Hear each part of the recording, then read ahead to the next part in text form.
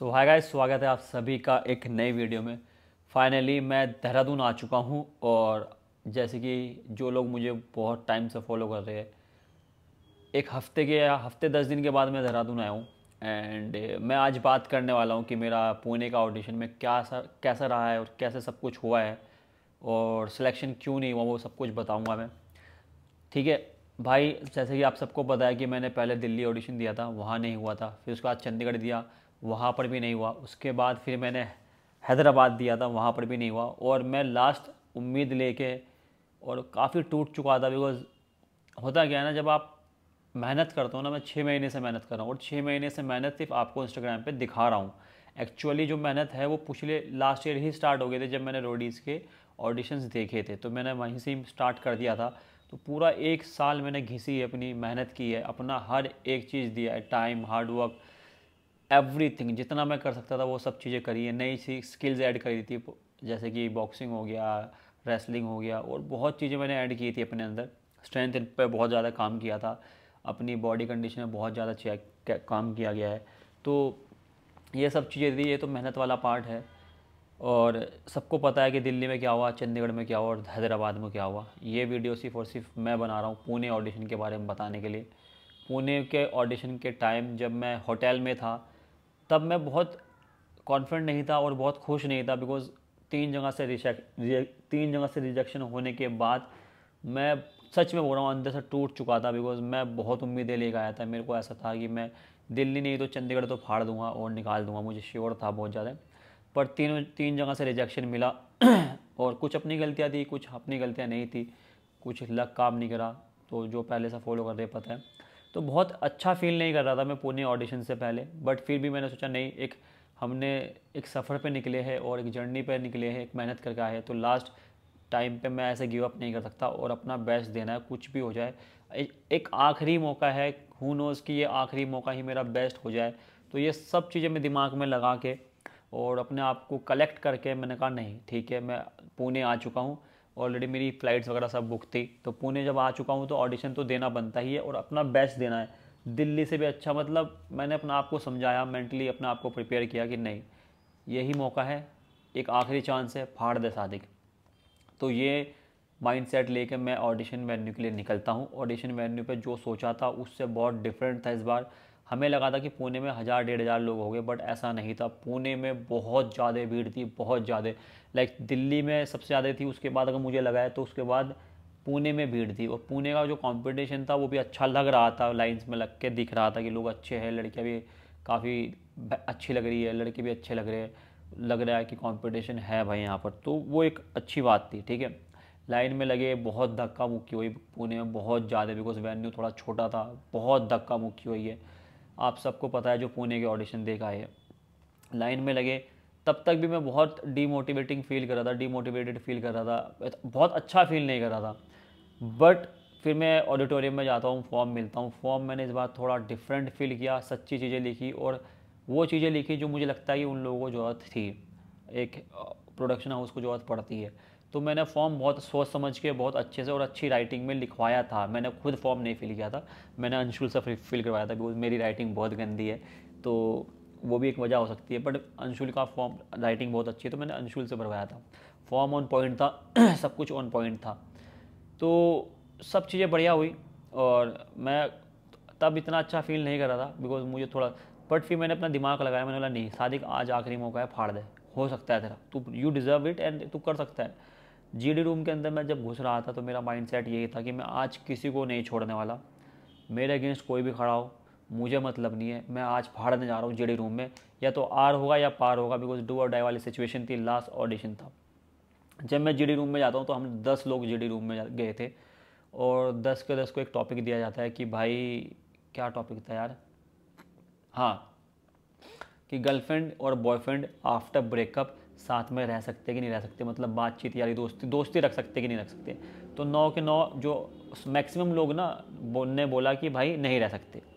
और मुझे लगा कि रह सकते हैं, ठीक है, मेरी एक अपनी सोच है, मेरे अपना एक थॉट प्रोसेस है। मैंने उनको अपोज किया कि भाई रह सकते हैं और मुझे मतलब नहीं है। बिकॉज मुझे लगता है पर्सनली कि आपने गर्लफ्रेंड के साथ या अपने बॉयफ्रेंड के साथ एक अच्छा टाइम बिताया है तो उसकी रिस्पेक्ट करनी चाहिए। और कुछ चीज़ें वक्त रहते हुए अच्छी नहीं हो पाती। इसका मतलब ये नहीं कि आप उनसे लड़ाई झगड़ा करो, नेगेटिविटी उनके बारे में बुरा चाहो। ये सब चीज़ें मैंने समझाई। तो अच्छा हेल्दी कंपटीशन था वहाँ, हेल्दी आर्ग्यूमेंट हुआ। और आउट ऑफ नोवेयर एक भाई का नाम तो मुझे याद नहीं है, बट उन्होंने मुझे कुछ बोला कि ठीक है भाई, मेरे को आप तुम देखो कि ये हाथ काट रखा था उसने गर्लफ्रेंड के चक्कर से, ब्रेकअप होने की वजह से, जो कि नहीं करना चाहिए, एक इमेच्योर डिसीजन है। तो मैंने उस पॉइंट को पकड़ के जीडी में मैंने बोला कि सर देखो, अगर ये हाथ काट रहा है, ठीक है, एक छोटी सी ब्रेकअप के ऊपर, गर्लफ्रेंड के ऊपर, अगर आप इसको शो में ले जाओगे तो ये तो, अगर आप शो में नहीं जीतता तब भी हाथ काट देगा, तो आप इसको क्या करोगे? मतलब आपके लिए तो टेंशन क्रिएट कर रहा है ये बंदा। तो मैंने बहुत सोच समझ के आर्ग्यूमेंट करा और बहुत अच्छा आर्ग्यूमेंट करा। I was the only person जो बहुत अच्छा आर्ग्यूमेंट कर रहा था और बहुत अच्छे से चीज़ें बोल रहा था। बहुत कॉन्फिडेंटली मैंने सबको शांत कराया। सर को बहुत अच्छा लगा, सर ने बिठा दिया। उसके बाद हमारा 1 बाय 1 इंट्रो होता है। इंट्रो में भी मैंने अपना बहुत अच्छा इंट्रो दिया था कि मतलब मैं बहुत कॉन्फिडेंट रहता हूँ बोलते समय, और बहुत अच्छे से इंट्रो दिया। और दूसरों के इंट्रो में मैंने बहुत कमियां भी निकाली। एक छोटा सा मैं ऐसे ही ब्रीफ कर देता हूँ। एक बंदे ने बोला कि मैं अपनी माँ के लिए रोडीज़ बनना चाहता हूँ बिकॉज मेरा पापा मेरी माँ को दारू पी के मारते हैं। तो मैंने उनको बोला, भाई अगर तुम एक बात बताओ, अगर रोडीज़ की जर्नी पर 30 दिन के लिए तुम जाओगे, ठीक है, अगर तुम चले जाओगे फिर तो तुम्हारी माँ को और मारेंगे तुम्हारे डैडी, है ना। तो ऐसे मैंने बहुत लूप होल्स ढूंढे लोगों के इंट्रो में, और बहुत अच्छे से मैंने ऑडिशंस दिए। सब इम्प्रेस थे। 9 के 9 बंदे मेरे से ये था कि भाई तेरा तो 110% है यार। आई वॉज डैम श्योर 200% कि मेरे को ऑडिशन कॉल आए, सिलेक्शन का कॉल आएगा ही आएगा। मतलब मैंने एक छोटा सा इंस्टेंट बताया कि मैंने ऐसे भी दूसरों के इंटरव्यू में बहुत पॉइंट टू पॉइंट दिमाग से सिचुएशन को समझते हुए उनको काटा है, उनको बहुत अच्छे से जवाब दिया है। तो जब हमारा ओवरऑल ऑडिशन कंप्लीट हो जाता है और मैं अंदर से बहुत कॉन्फिडेंट था, मज़ा आ गया था, मैं खुश था, मैं ऊपर वाले को शुक्र अदा करता था कि भाई ये चांस मुझे चाहिए था और इस चांस को मैंने बहुत अच्छे से फाड़ा है। तो मैं बहुत खुश था, मैं बहुत श्योर था कि आ जाएगा। जब हमारा ऑडिशन कंप्लीट होता है, जीडी कंप्लीट हो जाता है, तो सर बोलते हैं कि सब चले जाओ आप बाहर, सादिक आप रुक जाना। तो मुझे रोका जाता है, और तो मुझे और खुशी होती है कि मुझे ठीक है, अब तो चलो मेरा हो ही गया, बिकॉज अगर रोक रहे हैं तो कुछ तो किया है आपने। तो सर ने फिर पूछा मेरे से कि क्या था क्या नहीं था। पहली तो बात, जो मेरे इस बार जीडी रूम के सर थे, रियली प्राउड, मतलब रियली हैप्पी कि सर ने इक्वल टाइम, अच्छा टाइम दिया सबको, 2 मिनट 5 मिनट आप अपने बारे में बताओ। क्रॉस क्वेश्चंस बहुत अच्छे आ रहे थे सर की तरफ से। बहुत पता चल रहा था कि जो बंदा बैठा है सच में वैल्यू, मतलब उसकी वो एक, उसकी क्या बोलते हैं, चेयर की वैल्यू कर रहा है, और चेयर की वैल्यू की जा रही है, अपनी पोजीशन की वैल्यू की जा रही है। सबको एक अच्छा टाइम दिया गया, सबको सुना गया। मतलब आई वॉज रियली इम्प्रेस्ड अपने मॉडरेटर से। बहुत अच्छे इंसान थे, मुझे नाम तो याद नहीं है। तो सर ने मुझे रोका, पूछा कि क्या हो रहा है, क्यों नहीं हो रहा तेरा। मैंने बोला सर आप लोग नहीं ले रहे हो, मैं क्या कर सकता हूँ भाई, मैं तो तैयार हूँ। फिर मैंने बोला सर आप लोग ऐसे क्या बोलते हैं, अपने जो विनर है उसको धक्के खिलवा रहे हो, आंडू पांडू लोगों को सेलेक्ट कर रहे हो। मैंने ऐसे ही हंसते के बोल दिया। तो सर ने बोला ठीक है, कोई दिक्कत नहीं, all the best, and hopefully we will get the call. तो ये ऑडिशन था मेरा, और मैंने सर को थैंक यू बोल के फिर मैं निकल गया। अब जब आपको इतने अच्छे रिमार्क्स मिल जाते, आप इतने कॉन्फिडेंट हो, तो बाहर जो बंदे मेरे जीडी रूम के थे वो मुझे सब बाहर मिले। दे वर सो हैप्पी कि मैं अच्छा किया, बिकॉज उसमें से कुछ ऐसे लोग भी थे जो मुझे बहुत टाइम से मेरे प्रैप को फॉलो कर रहे थे, मुझे मेरी जर्नी को फॉलो कर रहे थे। सब गले मिल के गए, सब फोटोज़ खिंचवा गए, और I was really really happy और बहुत कॉन्फिडेंट था कि ऑडिशन के बाद मुझे रात तक कॉल आ जाएगा। बिकॉज बहुत अच्छा ऑडिशन हुआ था, बहुत अच्छा, जो बोलते हैं ना कि इससे अच्छा मैं कर ही नहीं सकता था। और आप यकीन नहीं मानोगे मैंने क्या किया था। मैंने एक फॉर्म ले रखा था, उसके बाद मैंने दूसरा फॉर्म भी लिया था। मुझे ये डर था कि मेरा लक बेकार हो, ये ना हो कि सेम मॉडरेटर फिर से मुझे पड़ जाए, तो मैं क्या करूँगा। तो मैंने रिस्क नहीं लेना था। तो मैंने 2 फॉर्म लाइन में लग के और थोड़ा धोखा वोखा दे के, धोखा तो थीम ही है अपना, तो 2 फॉर्म ले रखे थे। तो पहले फॉर्म में मैंने अपना पहला जीडी दिया। तो मैं खुश था कि मुझे पता था कि भाई कॉल आना ही है, इससे अच्छा क्या करूँगा मैं। तो मैंने वो दूसरा फॉर्म भी फाड़ के फेंक दिया, बिकॉज मुझे नीड नहीं लगी। मुझे लगा कि इससे बेस्ट चीज़ मैं कर नहीं सकता हूँ, यही मेरा बेस्ट है। अगर होना है तो इससे हो जाएगा, अदरवाइज़ नहीं होगा।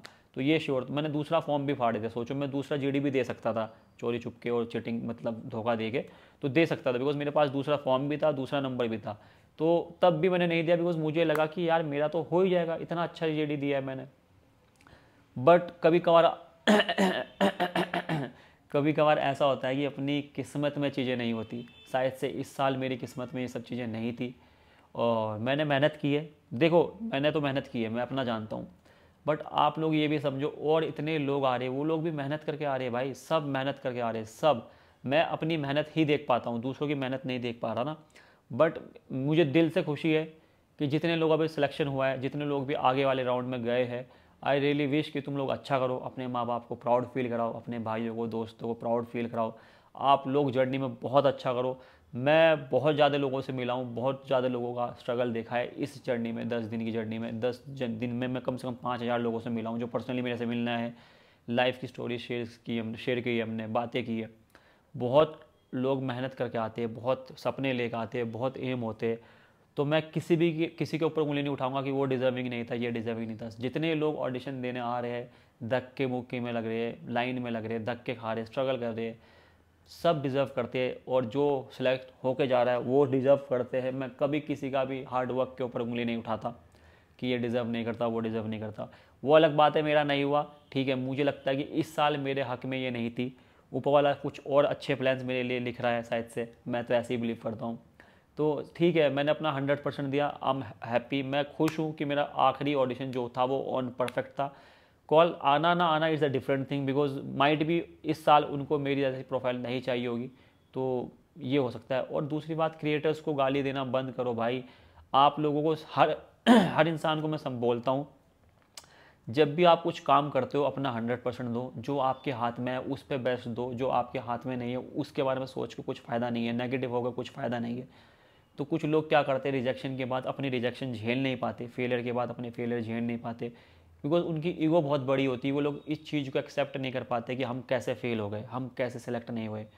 इस चीज़ को हट के सोचो कि भाई आपके अंदर भी कमियां हो सकती है। मेरा अगर रिजेक्शन हुआ है, मैं अगर फेल हुआ हूँ, तो शायद से मेरे अंदर कुछ कमी थी, तो इस साल कमी थी, या उनको मेरी जैसे प्रोफाइल नहीं चाहिए थी, जो भी था।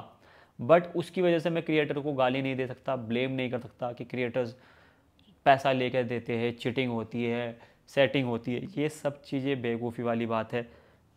बिकॉज मैं ऐसे लोगों को जानता हूँ जिन्होंने मेहनत की है, लाइन में लगे हैं, धक्के मुक्की खाई है, धक्के खाए है, स्ट्रगल किया है, GD1 क्लियर किया है, GD2 क्लियर किया है, PI क्लियर किया है, शो में बहुत अच्छा करा है। ऐसे लोगों को जानता हूँ भाई मैं। तो मैं कभी भी क्रिएटर्स को गलत नहीं बोलता हूँ, बिकॉज जो शो क्रिएट कर रहे हैं उनको एक अलग प्रोफाइल चाहिए होती है, उनके हक में वो प्रोफाइल होनी चाहिए, तो वो आपको लेते हैं। अगर आपको आपकी प्रोफाइल या आपका जो भी है ओवरऑल पर्सनैलिटी उनके हिसाब से नहीं है, तो आपका नहीं हुआ। मैं बहुत खुश हूँ। मुझे ऐसा लगता है कि मैं हार के भी जीत गया। मैं जर्नी पे नहीं जा पाया, पर जो प्यार मुझे मिला है जर्नी से पहले एक रोडी को, मुझे नहीं लगता कि इससे ज़्यादा प्यार मिल सकता है। बहुत प्यार मिला है, बहुत लोगों ने इज़्ज़त दी है, बहुत लोगों ने अपनी आंखों पे बिठाया है भाई। मतलब पहले तो बहुत बहुत शुक्रिया जिसने भी प्यार किया है। इतना अच्छा टाइम मैंने कभी ज़िंदगी में नहीं देखा है, इतना प्यार मैंने ज़िंदगी में नहीं देखा कभी। इस प्यार के लिए, इस मोहब्बत के लिए, इस इज़्ज़त के लिए बहुत बहुत शुक्रिया आप सबका। और आगे की जर्नी भी बहुत क्लियर है मुझे क्या करना है आगे। देखो, लाइफ यहाँ ख़त्म नहीं होती, और ऐसे मैं नहीं बैठ सकता कि मेरा सिलेक्शन नहीं हुआ, रोते हुए नहीं बैठ सकता। मैं वो इंसान हूँ ही नहीं। मैं हमेशा से बोलता आ रहा हूँ, मैं यहाँ से और यहाँ से बहुत तगड़ा इंसान हूँ। तो मैं दिल और दिमाग से तगड़ा हूँ। मैं फेलियर को एक्सेप्ट करना जानता हूँ। अगर मैं फेल हुआ हूँ, अगर मेरा नहीं हुआ है, मैं उसको लेना जानता हूँ, और आगे और हार्ड वर्क करेंगे। इंशाल्लाह हम अगले साल फिर से रोडीज़ के ऑडिशन देंगे, और अगले साल हम ज़रूर क्रैक करेंगे। जब भी जाएंगे, इतना वादा है, जाना पक्का है, आज नहीं कल नहीं परसों, जब भी जाएंगे शो जीत के ही आएंगे। मैं एक ऐसा इंसान हूँ, जब किसी शो में खेलता हूँ, किसी कॉम्पिटिशन में खेलता हूँ, तो फाड़ देता हूँ, नो मैटर वॉट मेरे सामने कौन खड़ा है। शो से बाहर मैं भाई हो सकता हूँ, पर शो के अंदर या कॉम्पिटिशन के अंदर मैं दुश्मन ही की तरह तैयारी करता हूँ, खेलता हूँ। तो जब भी जाएंगे अच्छा ही करेंगे इंशाल्लाह। और लाइफ में अभी भी अच्छा कर रहे हो ऊपर वाले की दया से और आप लोगों के प्यार से। बस एक छोटी सी रिक्वेस्ट है कि सारे भाई लोग प्यार बनाए रखना, जितना प्यार इस प्रैप के थ्रू दिखाया था, आगे की जर्नी में, आगे की लाइफ में भी प्यार ऐसे ही बनाए रखना। वो एक कनेक्शन मुझे बिल्ड हुआ है आप लोगों के साथ, और मैं सच में उसको बहुत, मतलब मैं थैंक यू बोल भी नहीं सकता कि इतना ज़्यादा प्यार लोगों ने दिया है। मतलब मुझे कभी उम्मीद नहीं थी, but I am happy blessed कि मैंने मेहनत करी उसकी। मैं जर्नी पे नहीं जा पाया, बट मैंने लोगों का दिल बहुत जीता है। Love you all. आपको मिलूँगा एक नई वीडियो में, कुछ अच्छा बनाने की कोशिश करूँगा। आप सब अपना ख्याल रखना, और जिनका सिलेक्शन हुआ है, जो मेरी वीडियो देख रहे हैं, भाई all the best and congratulations. आगे की जर्नी के लिए आप लोग अच्छा करो, माँ बाप का नाम रोशन करो, अपने दोस्तों को प्राउड फील कराओ, और दुनिया में एक अच्छा काम करो। इतना ही बोल सकता हूँ। Love you all.